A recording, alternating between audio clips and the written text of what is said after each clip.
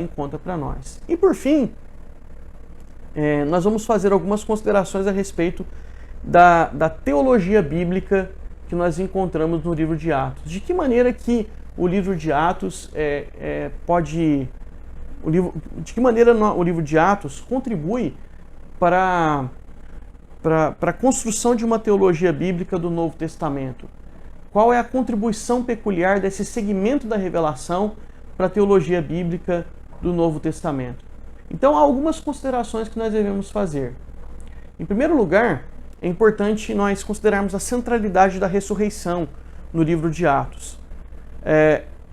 O livro começa apontando para nós o fato da ressurreição do Senhor Jesus Cristo. Um fato histórico que Lucas registra demandando que se considere que isso realmente aconteceu.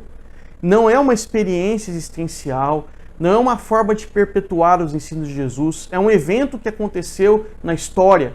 Os apóstolos viram Cristo ressuscitado e eles são testemunhas da ressurreição. E a ressurreição de Jesus Cristo tem um sentido teológico muito profundo. É ela que transforma por completo a vida dos apóstolos. É ela que se torna a essência da mensagem a ser proclamada. É ela que traz à luz uma nova era, uma era de restauração de todas as coisas. Jesus é o primeiro, Jesus é quem faz irromper a era do porvir já no presente. Tem um sentido escatológico profundo, esse evento da ressurreição. É a nova realidade que Deus começa a trazer à luz para restaurar o cosmos, para trazer nova vida e salvação ao seu povo, para fazer com que os efeitos do pecado sejam subvertidos e revertidos, para fazer com que o domínio de Satanás ceda. A ressurreição tem um papel fundamental em tudo isso. A vida vencerá a morte. A esperança de uma vida de glória vencerá o poder da maldição que o pecado trouxe a esse mundo criado por Deus, bom, tornado cativo pela queda, mas liberto pela ressurreição de Cristo Jesus. Então a ressurreição tem um significado teológico profundo e é um elemento muito poderoso no ponto de vista do conteúdo da mensagem proclamada pelos apóstolos, e ao mesmo tempo tem um efeito transformador na vida dos apóstolos. Se Cristo venceu a morte, de fato, nada é capaz de deter o poder transformador da obra do Senhor Jesus e da mensagem que os apóstolos têm a proclamar.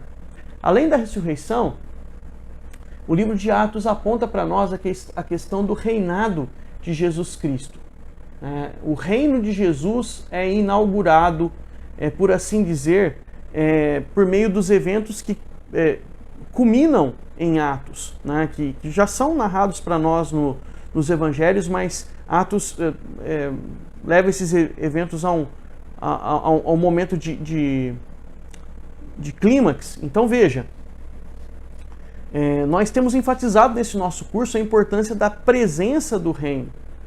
O reino tem um aspecto tanto futuro quanto presente. Mas que fatos fazem com que esse reino de Jesus Cristo se torne presente já?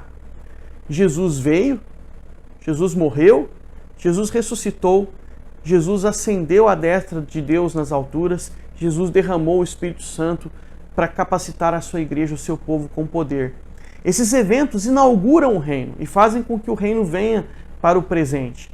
E esses eventos são enfatizados no livro de Atos dos Apóstolos. Atos descreve com detalhes a ascensão de Jesus à destra de Deus nas alturas. Atos descreve, e somente Atos descreve e relata para nós a vinda do Espírito Santo com poder sobre a igreja. Nos discursos iniciais de Atos, o fato de Cristo estar assentado à destra de Deus nas alturas é enfatizado principalmente por Pedro. Portanto, Atos descreve para nós de maneira muito detalhada os eventos que vão fazer com que esse reino de Jesus Cristo esteja já presente. O fato de Jesus ser um descendente de Davi é enfatizado por Pedro em seus discursos. Ele é o Messias davídico, a quem Davi profeticamente referiu-se como seu Senhor. Ele se assenta no trono de Davi para reinar para sempre. Então é muito importante a gente ter em mente, né, a inauguração do reino de Jesus Cristo e a presença desse reino. E o próximo fato que eu trago aí como um aspecto importante da teologia bíblica de Atos está intrinsecamente ligado ao reinado de Jesus Cristo. É o derramar do Espírito Santo. O Antigo Testamento deixa claro que bênçãos decorrem da obediência e maldição decorre da desobediência. E aquele que é capaz de cumprir a aliança de Deus de maneira perfeita, como consequência da sua obediência, colhe bênçãos. Em certo sentido, Jesus ele se apresenta nos Evangelhos e no livro de Atos como o representante do povo de Deus. Um representante real, um rei que é campeão em nosso lugar. E ele recebe o direito de reinar como fruto da sua obediência perfeita. Ele cumpre a aliança e todas as demandas da aliança de Deus. Quando eu me refiro à aliança, eu me refiro aqueles preceitos do pacto de Deus com o seu povo. Considere o pacto de Deus com Adão, que demanda obediência perfeita lá no Éden. Considere o desdobramento desse pacto de obras de Deus com Adão, por exemplo, nos preceitos que são trazidos a Israel como parte do povo da aliança, e Deus demanda a obediência perfeita de Israel. E se Israel obedecer como consequência disso, o resultado é bênção. Porém, nem Adão nem Israel conseguem oferecer para Deus uma obediência perfeita. Cristo consegue. Cristo, como representante do povo de Deus, obedece perfeitamente os preceitos da aliança de Deus. E o resultado disso é que Jesus Cristo, ele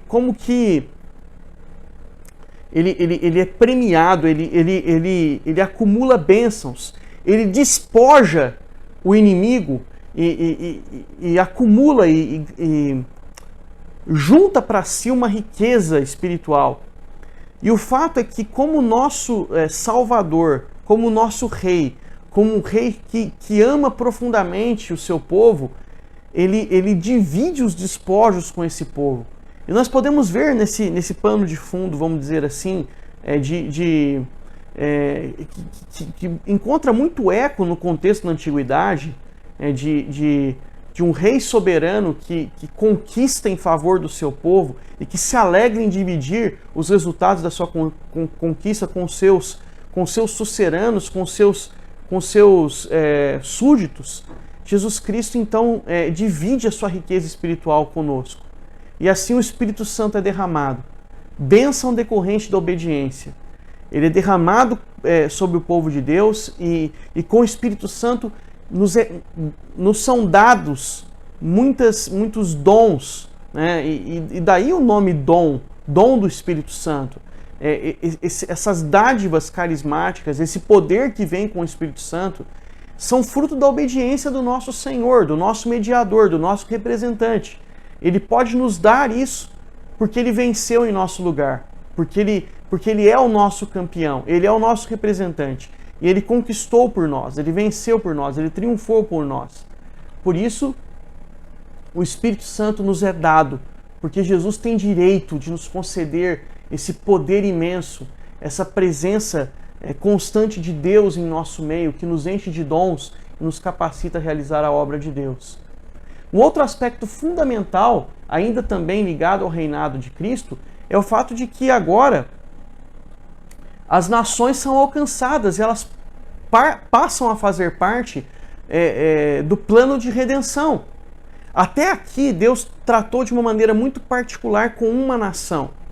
E o fato é que, por meio dessa nação, Deus tinha o propósito de se fazer conhecido às outras nações. Mas até esse momento, até esse ponto de transição que o livro de Atos dos Apóstolos marca, do ponto de vista da história da salvação, para que as nações conhecessem Yahvé, era necessário que elas viessem até Israel. Agora, inicia-se uma nova era na história da redenção, um novo momento na história da redenção. O livro de Atos dos Apóstolos marca a mudança desse movimento, esse movimento por meio do qual Deus se faz conhecido. Ele não é mais centrípeto do exterior para o centro. As nações não precisam vir mais para Jerusalém, mas ele é centrífugo. De Jerusalém, a mensagem do Evangelho se espalha para todas as nações. E é óbvio que o dia de Pentecostes é muito marcante nesse sentido. Os apóstolos falam em outras línguas. Pessoas que vieram de todas as partes do império para os festivais em Jerusalém, ouvem os apóstolos falando nas suas próprias línguas e entendem entendem as coisas gloriosas que eles estão dizendo ali. Entendem os louvores, as coisas gloriosas que eles falam. E o fato é que o livro de Atos marca esse movimento. A partir de agora, a igreja será impulsionada. E ela demora para entender, não é fácil entender isso não. Na mente dos primeiros cristãos que são judeus, a ideia de que Deus é o Deus dos judeus ainda é muito forte. Deus tem que ir quebrando essas preconcepções, essa ideia entranhada de que Deus é o Deus dos judeus. E ele vai fazendo isso de várias maneiras. Ele faz isso na medida em que o Espírito Santo é derramado sobre os gentios. Ele faz isso trazendo uma visão para Pedro. Ele faz isso levando a igreja a considerar que a mesma bênção que foi dada aos primeiros cristãos de origem judaica é dada também aos cristãos de origem gentílica. E assim, Deus chama um apóstolo em particular para levar essa mensagem ao povo gentil, o apóstolo Paulo. E é muito interessante porque Paulo ainda inicia sempre a sua proclamação, se possível, em uma sinagoga. Mas os judeus rejeitam e os gentios se alegram e creem nessa mensagem. Portanto, é muito interessante a gente perceber isso, né? É claro que a partir de agora, né, como uma consequência do reinado de Jesus, as nações estão sendo chamadas a ouvirem a mensagem do Evangelho, a crerem e a serem salvas. E veja que isso é uma consequência do reinado de Jesus. É uma consequência do reino de Deus. É um desdobramento da vinda do reino. O reino veio, ele foi inaugurado. E Jesus se assentou à direita de Deus nas alturas e disse: toda a autoridade me foi dada sobre os céus e a terra. Ide, fazei discípulos de todas as nações. E é isso que o livro de Atos vai relatar para nós.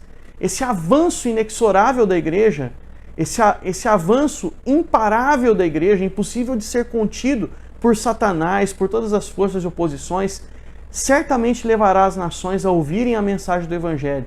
E aqueles que foram separados para crer, ouvirão e crerão. E é isso que o livro de Atos nos relata. Isso também tem uma implicação importante para a igreja. Isso traz para a igreja convicção com relação à eficácia e a certeza de que quando a igreja se projeta no sentido de realizar a missão, a fazer a obra missionária, ela será bem sucedida. Jesus Cristo continua dinamizando a igreja e compartilhando a sua autoridade com a igreja para que ela avance sobre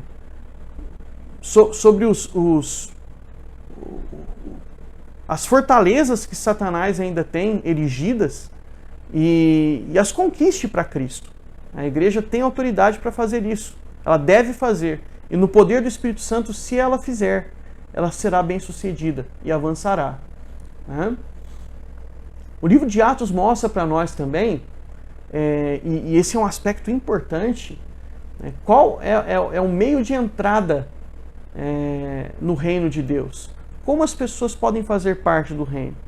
Elas farão parte no reino na medida em que ouvirem a pregação do Evangelho, crerem nessa mensagem, arrependerem-se, crerem nessa mensagem, entenderem essa mensagem, compreender essa mensagem, acolherem essa mensagem em seu coração e como consequência disso receberão o batismo como sinal e selo da sua inclusão no povo de Deus, né? Elas são parte do povo da aliança agora, mas efetivamente, de que modo alguém passa a fazer parte do reino de Deus? Como alguém obtém a cidadania no reino de Deus? Senhores, como posso ser salvo? Pergunta o carcereiro lá em Filipos. Crê no Senhor Jesus e seja batizado, e você será salvo, tanto você quanto a sua casa, né? Então, o ouvir da mensagem do Evangelho e a resposta a essa mensagem em obediência, em fé e obediência, em arrependimento e fé, né, é o caminho de entrada no reino de Deus. E o livro de Atos vai mostrar isso para nós, através de várias conversões, né, conversões de casas inteiras, de pessoas que ouviram a mensagem, depositaram a sua fé em Jesus Cristo e, como consequência disso, foram salvas. A expansão missionária do reino de Cristo, né, é relatada para nós, eu já enfatizei isso. Já mostrei para vocês também que a história da redenção passa a vivenciar uma nova fase, a fase em que as nações são alcançadas, né, no poder do Espírito Santo, impulsionada pelo Espírito Santo, né? E o último aspecto importante de mencionar aí diz respeito ao cumprimento escatológico das alianças. O livro de Atos registra para nós, em especial por meio das pregações que são feitas, registra para nós que as alianças que foram estabelecidas por Deus no Antigo Testamento, que na nossa perspectiva são, na verdade, desdobramentos de uma mesma aliança, né? Deus faz um pacto com o homem lá no Éden, um pacto de um pacto de amor com esse ser feito à sua imagem e semelhança, por meio do qual Deus convoca o homem a dominar sobre a criação, a estabelecer uma sociedade, a viver uma vida de comunhão e amor com Ele. Esse pacto é quebrado na medida em que o homem peca e Deus então se interpõe, prometendo redenção por meio do descendente da mulher. E nós entendemos que esse pacto feito por Deus com o homem lá no Éden, ele é renovado em diversos momentos ao longo da história da redenção. Então, esse pacto é renovado com Abrão, a quem Deus promete que faria com que todas as nações da terra fossem benditas em sua descendência. Esse pacto ele é renovado com a nação de Israel, que Deus escolhe dentre todas as nações para ser um povo em particular para Ele, mas a quem Deus graciosamente demonstra o seu poder salvador, tirando essa nação do Egito e reiterando atos salvadores ao longo de toda a história de Israel. Deus renova esse pacto com Davi, prometendo que esse descendente da mulher seria, na verdade, um descendente seu, que se assentaria no trono para sempre. E todas essas alianças são mencionadas no livro de Atos como cumpridas na pessoa de Jesus. Ele é o descendente de Abraão, que traz bênção a todas as nações. Ele é o descendente de Davi, que se assenta no trono para reinar para todo sempre. Ele é aquele que, de fato, cumpre as alianças e as promessas feitas a Israel. Ele é aquele que possibilita que a profecia de Joel se cumpra. Por causa dele, o Espírito Santo é derramado sobre toda a carne. Por causa dele, Israel vê, de fato, o reino de Deus estabelecido. Então, Jesus cumpre as promessas do Antigo Testamento. Ele cumpre as promessas do Antigo Testamento de uma maneira muito, muito concreta. Ele traz o Antigo Testamento à sua consumação. E, portanto, o livro de Atos, em certo sentido, ele registra para nós os eventos finais da revelação de Deus quanto a esse estágio da história da redenção. O Filho de Deus veio, Deus falou por meio do Filho, o Filho de Deus ressuscitou, ele se assentou à destra de Deus nas alturas e ele conferiu poder aos seus discípulos para que essa mensagem fosse proclamada a todas as nações. Não há mais nova revelação a ser entregue por Deus. Do ponto de vista histórico, é até aí que o Novo Testamento progride, porque as cartas são desdobramento daquilo que acontece em Atos. As cartas são desdobramento da mensagem do Evangelho alcançando as nações. E os apóstolos, então, escrevem as igrejas estabelecidas no contexto de Atos. Historicamente, é até aí, né, que a revelação vai. Porque o que nos resta esperar agora? O retorno de Cristo, já estabelecido no Novo Testamento, já proclamado no Novo Testamento. Por isso nós não devemos aguardar mais novas revelações. Por quê? Porque a história da redenção alcançou o seu clímax, tal como registrado no livro de Atos dos Apóstolos. Portanto, ele estabelece uma nova fase, a fase de expansão missionária da igreja, a fase do Espírito Santo, a fase em que o Evangelho alcançará todas as nações, mas é nessa fase que nós nos encontramos. Agora, o que nos resta esperar? O retorno glorioso do nosso Rei, que certamente está prestes a acontecer. Nós temos que ter essa esperança viva em nosso coração, temos que crer no retorno de Cristo como um evento histórico que acontecerá de fato e que consumará por completo o reino, trará à luz o aspecto futuro do reino, como nós já mencionamos em nossas outras aulas. Quando isso acontecer, a presença do pecado será então completamente extirpada e nós desfrutaremos daquilo que Cristo tem preparado para nós. Aquilo que não penetrou em coração humano, aquilo que nem olhos viram, nem ouvidos ouviram, e que certamente será algo maravilhoso. Eu espero que você tenha desfrutado desse curso de Teologia Bíblica, em que nós particularmente trabalhamos aquilo que se encontra do ponto de vista da teologia bíblica nos evangelhos sinóticos e hoje, um pouquinho, de maneira muito breve, muito resumida, aquilo que se encontra também no livro de Atos. Foi um prazer caminhar com você ao longo desse curso. Eu espero que Deus derrame muitas bênçãos sobre sua vida e eu espero que você, no poder do Espírito Santo, seja um agente do reino de Deus, proclamando essa mensagem transformadora e abençoando o seu contexto por meio dos valores, dos princípios, do poder da presença do reino de Deus por meio da sua vida. Um grande abraço, que Deus abençoe grandemente você.